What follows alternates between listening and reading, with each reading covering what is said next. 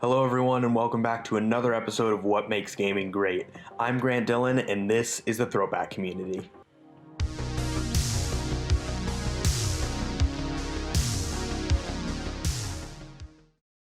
In this episode we'll be continuing our dive into Halo 3 as we take a look at this game's excellent campaign. We did the Halo 3 multiplayer in our last video, so if you would like more information on that, go ahead and check that out. Now, if we're all ready to go, let's get started. Something no one saw but me. Can you guess? Luck.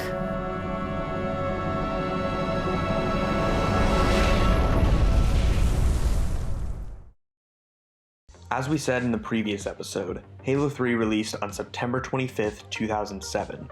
Before that, however, we had some of the greatest trailers that Halo and gaming have ever seen. One of these trailers was called Starry Night.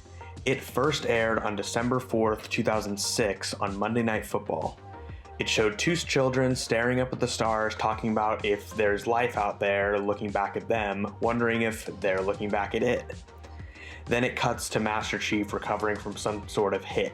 He gathers himself, puts on his helmet, and charges forward, right into a swarm of Covenant. Then one word appears on the screen: Believe. Now this takes us to the Believe marketing campaign. Believe featured a series of short interviews that seem to be honoring the legacy of John 117, the Master Chief. They cite him as the hero of humanity and the inspiration of so many brave acts near the end of the Human Covenant War. What makes the Believe campaign especially interesting today is when it takes place. As we anxiously await the release of Halo Infinite, it should be noted that the Believe interviews take place roughly 50 years after the events of Halo 3, so these could still have some weight in today's Halo. You remember where you were?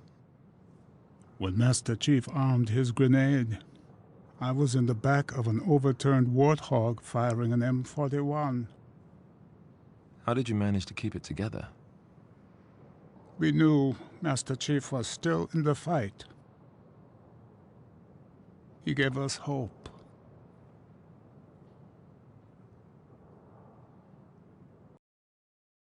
Now let's get into the meat and potatoes of this thing, the Halo 3 campaign. We pick up right where Halo 2 left off, with Master Chief jumping off the Prophet of Truth's Forerunner ship and landing in an East African jungle. After he is found and revived by Sergeant Avery Johnson, the Arbiter, and several Marines, they make their way through the jungle to an extraction point. However, after splitting up to avoid detection, Johnson's squad is captured by a brute chieftain and his pack of brutes. Master Chief, the Arbiter, and their company then fight through the brutes and rescues Johnson, which is when a Pelican comes to extract them.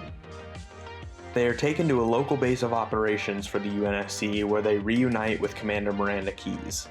It is then revealed that Lord Hood believes the Prophet of Truth intends to find and activate an artifact on Earth, believed by humans to be the Ark, which can activate all the Halo rings remotely. Soon after, the Covenant discover the facility and attack.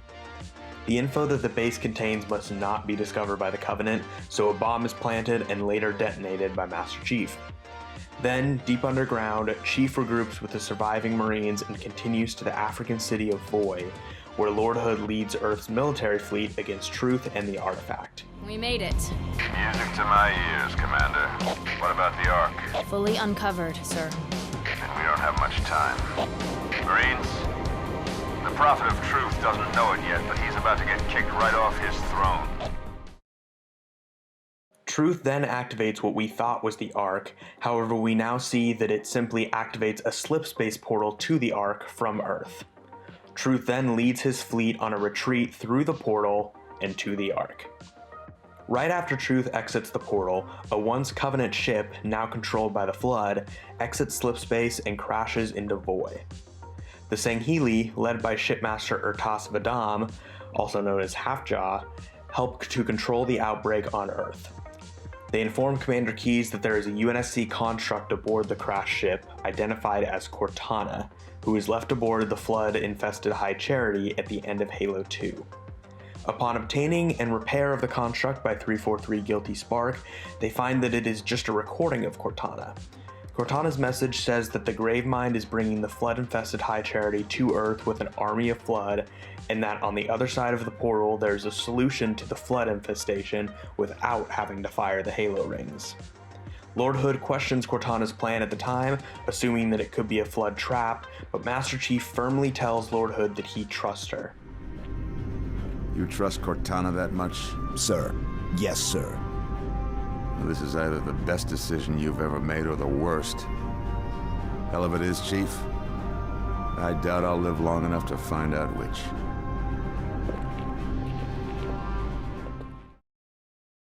So Lord Hood and the UNSC fleet stay behind to defend Earth, while Keyes, Johnson, Master Chief, and the Elites travel through the portal to the Ark.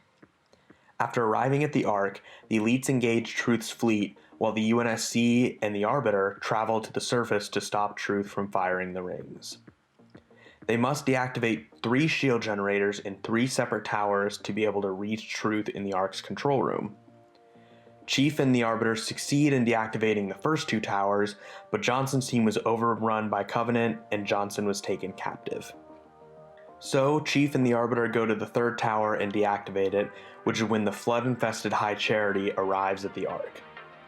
While Chief and Arbiter continue to fight to the control room, Keyes attempts to rescue Johnson, crashing her Pelican into that control room. If you remember, the rings, as a lot of Forerunner technology does, needs more of a human touch to activate.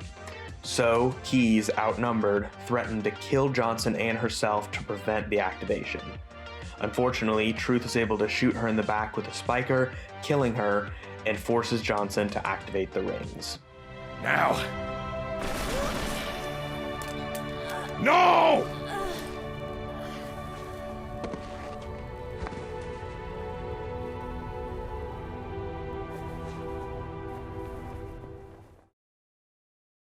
After fighting through Flood and the Covenant, Chief and Arbiter find themselves entering the control room of the Ark. Just before they fight Covenant forces protecting Truth, the Gravemind sends 2 Flood forms so that he may communicate with Chief and Arbiter. He urges them to join forces with him and stop Truth. So, with the help of the Flood, they fight through Covenant forces to Truth and Johnson. Chief then deactivates the rings, and Arbiter takes his revenge on the Prophet of Truth. Truth! The voice of the Covenant! So, you must be silenced.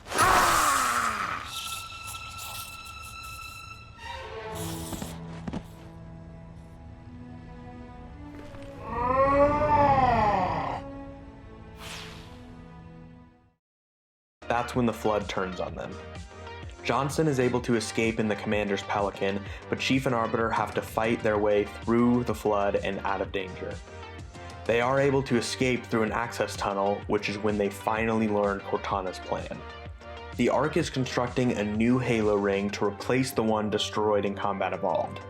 If this ring is activated prematurely, it would destroy itself along with the Ark and the Flood. So Chief journeys into the flood-infested High Charity, keeping his promise to Cortana and coming back for her. Then, in keeping with tradition, Chief and Cortana overload High Charity's engines and, with the help of Arbiter, escape. Chief, Cortana, Arbiter, and Sergeant Johnson then make their way to the unfinished Halo's control room to execute their plan, fighting the Flood as they go. Just as Johnson is about to activate the ring, 343 Guilty Spark realizes what they are about to do and shoots Johnson in the chest with his defense laser. Chief then destroys the monitor with a Spartan laser and tries to help Johnson, however his wounds are fatal. Chief activates the Halo and they book it out of there. Chief, Cortana, and the Arbiter then make their way to Johnson's Warthog and embark on one of the most epic runs in the history of gaming on their way to the UNSC Forward Unto Dawn. 90% firing sequence initiated.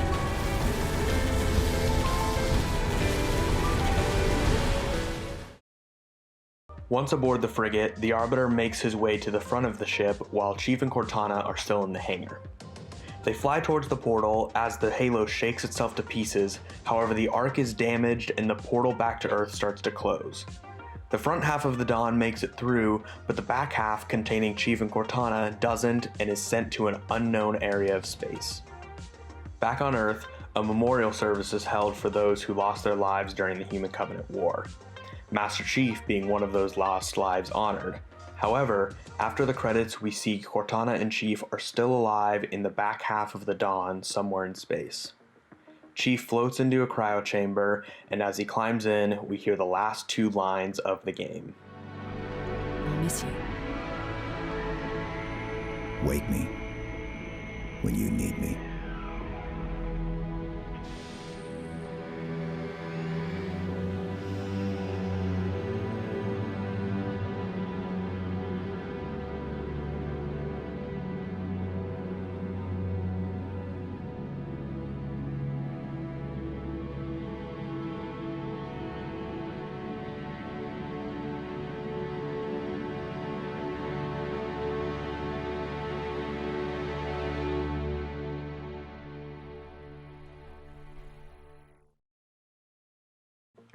This campaign is absolutely beautiful, and fitting it together with Halo 2 creates one of the most exciting stories in gaming. It's definitely a fan favorite for sure. And that's it, my friends. That's the end of Halo.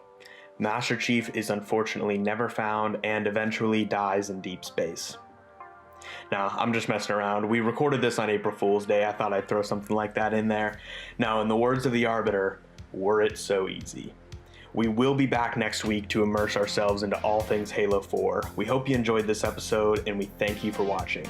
Don't forget to subscribe and check out our Instagram accounts in the description. As always, we'd love to have you as part of our community. Stay safe, everyone. Love yourself and others. Dylan out.